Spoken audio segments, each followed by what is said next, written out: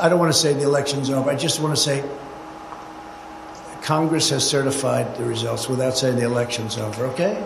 I would like to begin by addressing the heinous attack yesterday. Yesterday is a hard word for me. Just take it out.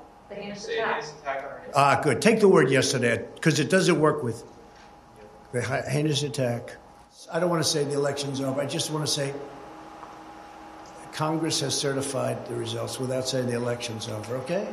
According to White House visitor logs obtained by the committee, members of Congress present at the White House on December 21st included Congressman Brian Babin, Andy Biggs, Matt Gaetz, Louis Gohmert, Paul Gosar, Andy Harris, Jody Heiss, Jim Jordan, and Scott Perry. Then Congresswoman-elect Marjorie Taylor Greene was also there.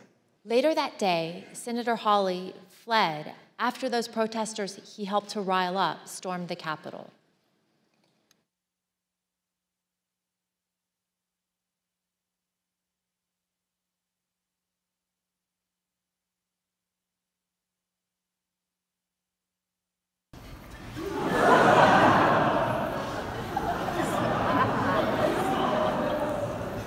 The first thoughts that popped into my mind was Josh Hawley is a and he ran like.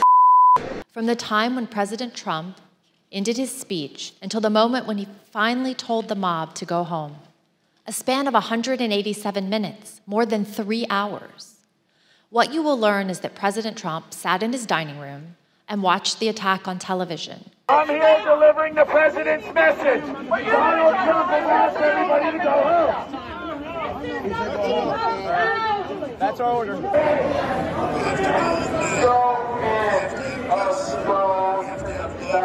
says go home. He says go home. Yeah, he said to go home. I know your pain. I know you're hurt. We had an election that was stolen from us. It was a landslide election, and everyone knows it, especially the other side.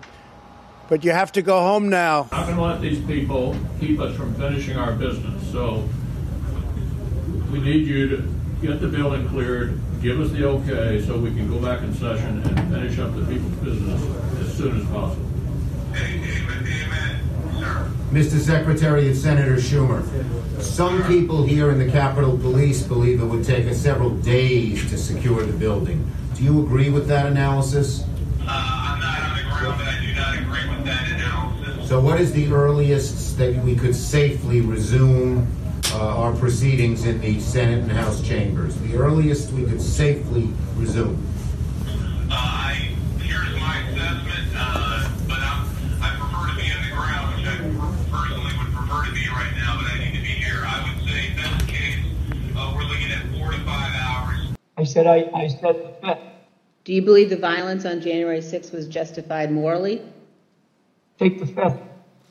You believe the violence on January 6th was justified legally? Fifth. General Flynn, do you believe in the peaceful transition of power in the United States of America? The fifth. The president said, just say the election was corrupt and leave the rest to me and the Republican congressman. So, Mr. Donahue, that's a direct quote from President Trump, correct? That's an exact quote from the president, yes. Mr. Gaetz was personally pushing for a pardon, and he was doing so since early December. I'm not sure why. Did Marjorie Taylor Greene contact you? No, she didn't contact me about it. I heard that she had asked White House counsel's office for a pardon. A staffer for Wisconsin Senator Ron Johnson texted a staffer for Vice President Pence just minutes before the beginning of the joint session. This staffer stated that Senator Johnson wished to hand-deliver to the vice president the fake electors' votes from Michigan and Wisconsin. So once the president had gotten into the vehicle with Bobby, he thought that they were going up to the Capitol, and when Bobby had relayed to him, we don't have the assets to do it, it's not secure, we're going back to the West Wing. The president had very strong, a very angry response to that.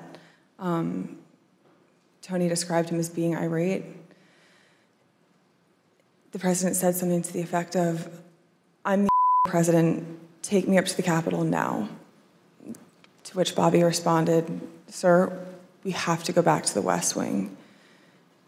The president reached up towards the front of the vehicle to grab at the steering wheel.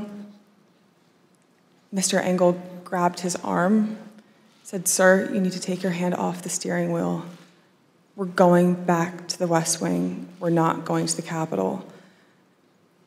Mr. Trump then used his free hand to lunge towards Bobby Engel. And when Mr. Renato had recounted this story to me, he had motioned towards his clavicles.